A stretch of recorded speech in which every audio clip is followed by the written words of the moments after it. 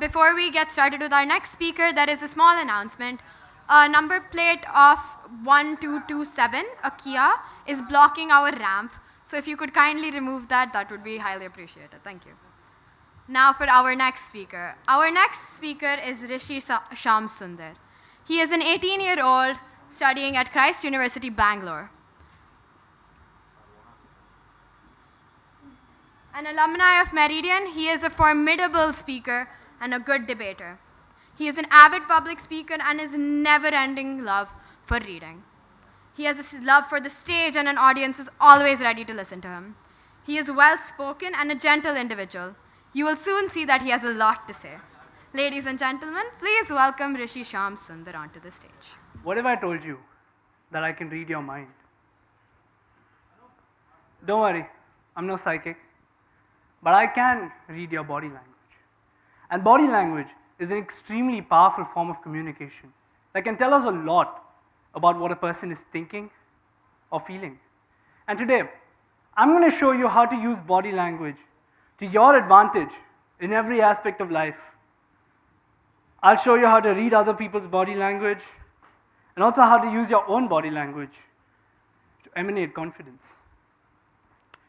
Now, before we get started, I have a little experiment for you. So picture this scenario. You're at a social gathering, it's a bustling gathering, there's a huge crowd. You're making conversation with someone you've just met. Now, amidst this crowd, you spot one person who is standing up straight. He has his shoulders thrown back, he has a straight back, his chin is held up high. This person is radiating confidence and charisma and commanding their space. Now ask yourselves, would you be intrigued or possibly even drawn to this person? Let me tell you a little story about myself. As a child, I was never the confident kid. I used to walk while hunching. I used to walk like this. My shoulders used to sink into my body. My head was always down. I never, ever maintained eye contact with people when I spoke to them. I was an introvert who used to sink into the chair as he sat down. And Meridian School Madhapur actually gave me an opportunity to improve that part of myself. We had a public speaking class which I joined in the 8th grade, and I have to say that has actually had a very, very big impact. And for every other opportunity that I've gotten, I was the head boy of this school. I was the MC at some occasions.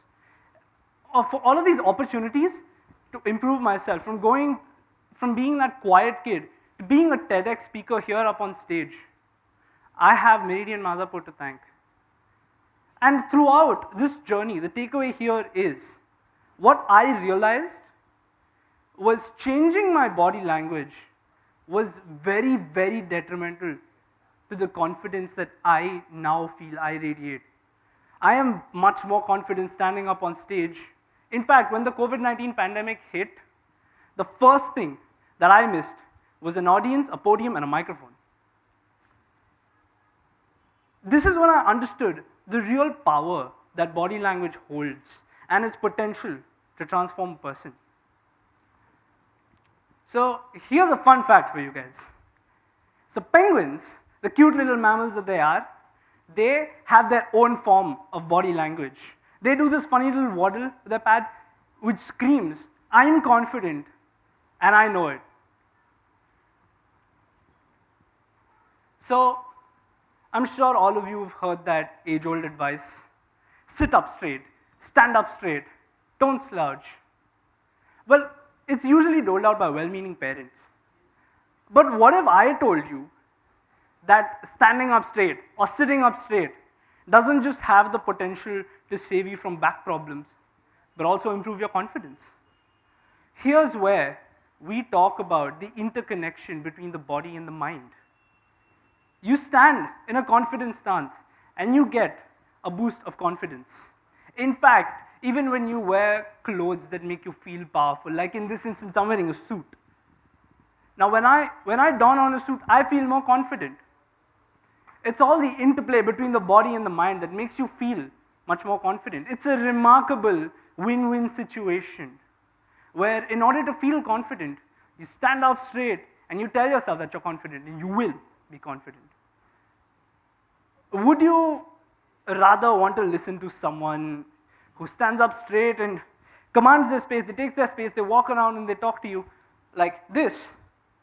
Or would you rather sit here listening to someone who is sitting down, their shoulders are sinking into their body, they're not maintaining eye contact with you, they have a very bad expression on their face. Like, would you want to listen to this person? So the next time you are in a nerve-wracking situation, here's a tip for you to try out. Try out the Superman pose or the Wonder Woman pose. So the Superman pose, essentially what it is assuming the pose of the Man of Steel himself. Legs a little apart, hands on the hips, chest out, and you stare up straight. And you tell yourself, I'm confident. I did this just now before the talk. So trust me, it works.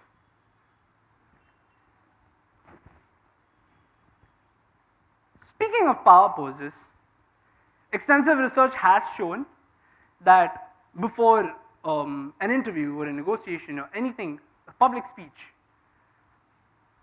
doing a power pose significantly increases your confidence levels while also reducing your stress and cortisol levels. Now, this just doesn't apply on the back end.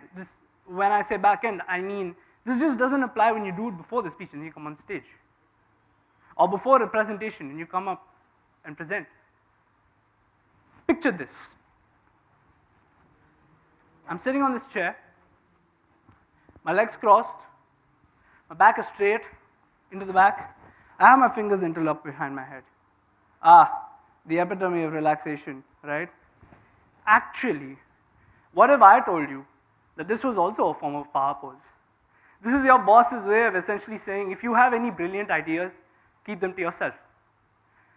People are going to think twice before questioning you, and they are going to grasp your attention when you stand up straight, maintain eye contact, and speak to them in a powerful manner, or even if you're sitting like this. This man looks pretty confident, wouldn't you say? Micro expressions. Those fleeting, genuine, subconscious expressions that you make with your face.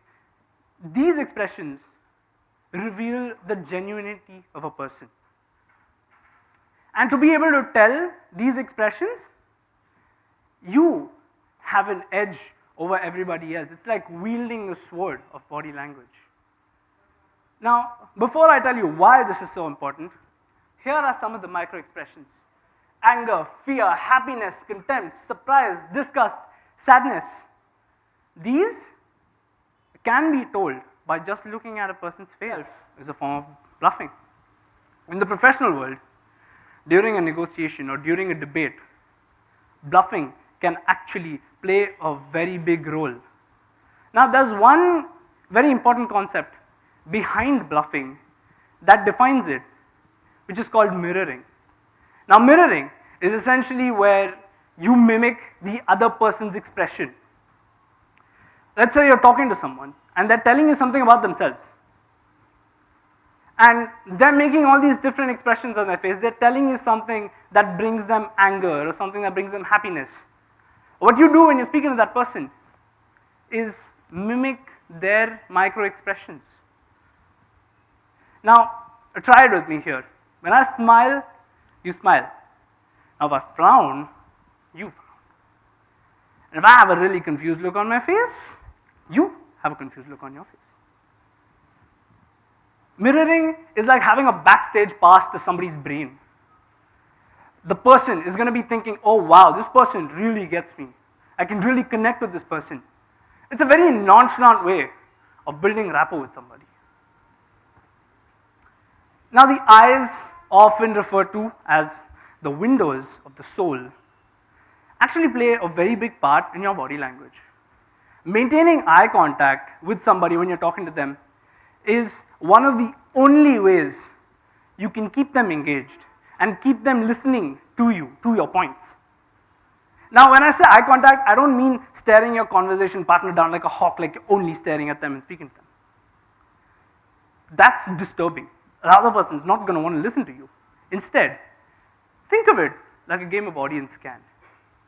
Now, I'm standing up on stage right now. And I'm looking at my audience, you all. And I'm trying to find the most engaged speaker on stage right now. And I am trying to divert my gaze and my attention constantly towards them while also balancing it out with other people. Now, this way, I can make sure that my message is received without any distractions and I can keep the audience engaged. Now, as a speaker, on a stage, eye contact is very important. So, gestures. A lot of people tend to overlook gesturing.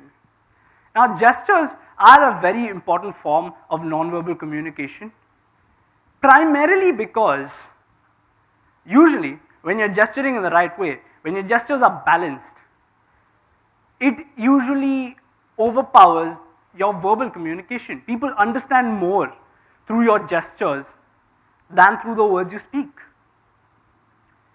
Now, when I'm gesturing, what I see a lot of people do is they go very erratic. They either gesture way too much, like this, or they stand still and speak. Both of these ways are not going to keep your audience engaged. Instead, think of gestures like a symphony. Imagine your body is dancing, and subconsciously just let your hands do their things. If you feel like somewhere you're going wrong, change up. But right now, I'm not even thinking about my hands. They're just moving on their own, and people are getting the message. So try to play it like a symphony along with your body. The perfect handshake. All of us, each and every one of us, when we meet someone for the first time, we shake their hands. Now, according to Allen Pease, we judge people in the first 4 minutes of meeting them based on their assertiveness and their friendliness. Now, in these first 4 minutes, without a single word being spoken, subconsciously, we size people up. And something that's very crucial in these first 4 minutes is the handshake. People are going to be looking at the way you're sitting, the way you're standing, the way your expressions on your face are, if you're maintaining eye contact while talking to them. But the one thing that is going to stand out there is going to be the handshake. Now, I'm sure all of us have encountered that one limp fish handshake, or one that feels like you never want to shake hands with anybody ever again. Or there's that one case where there's way too much pumping. It hurts your hand. Instead, what you should be doing is have a firm but not an overbearing grip, and pump twice. There's nothing more that's required. Now, this handshake is going to show the other person that you're a confident person, and their judgment of you is going to change. It's going to get clouded because of this one handshake. Now, to demonstrate a handshake, could I have a volunteer from the audience? Come in. Anybody? Anybody coming up?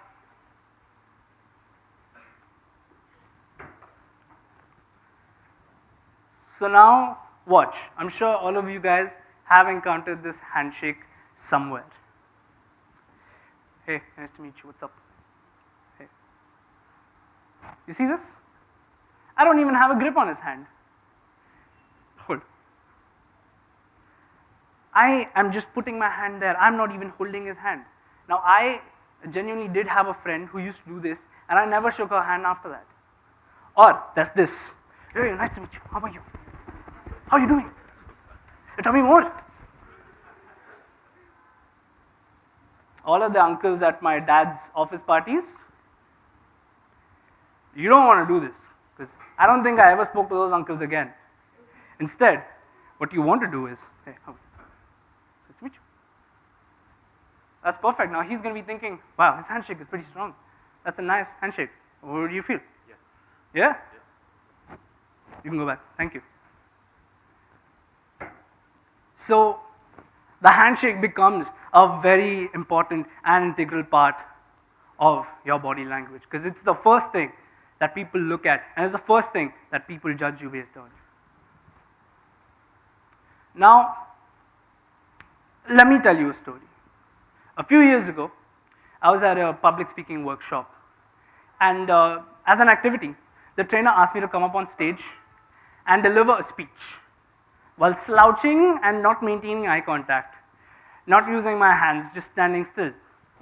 And I'm trying to deliver the speech like this. So I'm like, yes, hello, this is the speech. Thanks. Instantly, first thing I notice is the audience are distracted. They're talking amongst themselves. It's like a school assembly at 9 a.m. in the morning. Students are talking amongst themselves. Someone is singing in one corner, someone's playing the drums. The message that I'm trying to convey is lost amongst the audience. Then, my trainer asked me to hold myself up straight, maintain eye contact, take a look around, scan the room, deliver my speech again. I used my hands this time. I used my eyes. And I used everything else possible to deliver the same speech. There was an instant shift in the audience reaction. I could grasp everyone's attention like this. All I had to do was change 3 things, and I could grasp the attention of my audience. And everybody understood what I was trying to say that day. Everybody could recall it later. It stayed in their mind. So as a public speaker, I understand that everything plays a very important role. From the way you hold yourself to the way you talk, people need to be able to understand you, and your words are not the only thing that are at play in that situation. Here, we come to the final stages. We come to the main arena of where body language will be used: public speaking and debate. This is the ultimate test. This puts you to the test of how your body language works, how it coordinates with other people. As a frequent debater myself, a lot of things are at play when you're debating. I mean, I remember the first few times I went to a Model UN conference, it was just for the food. But a few conferences after that, I actually started getting in and starting to debate. And instantly what I realized was, some of my greatest adversaries in the room, delegates of UK, USA, and Russia, they stood up straight, looked the other people in the eye, and gave their points out. Now, even if their points were wrong, even if they were bluffing, they had the poker face to hide it that day. That's when I realized, if you're confident about the points you put out there, if you're staring at someone while debating and you're putting your point out forth strong, they are not going to question you a second time.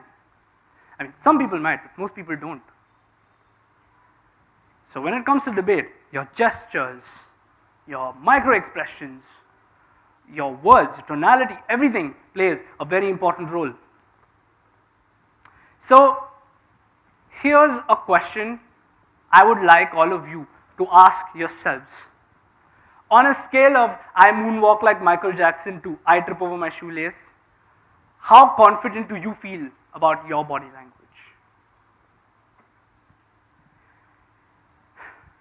In conclusion, your body language is like a hidden treasure chest of great things. The interplay between power and posture, the eye contact, the gestures, the bluffing, micro expressions there, maintaining the poker face, staying confident, all of these things in the end play a very, very big role in your lives. So thank you for listening to me. I really hope you guys had something to take away from this. Just remember, your body is like the waltz. Dance to the symphony of it and realize how powerful your body language is. Thank you.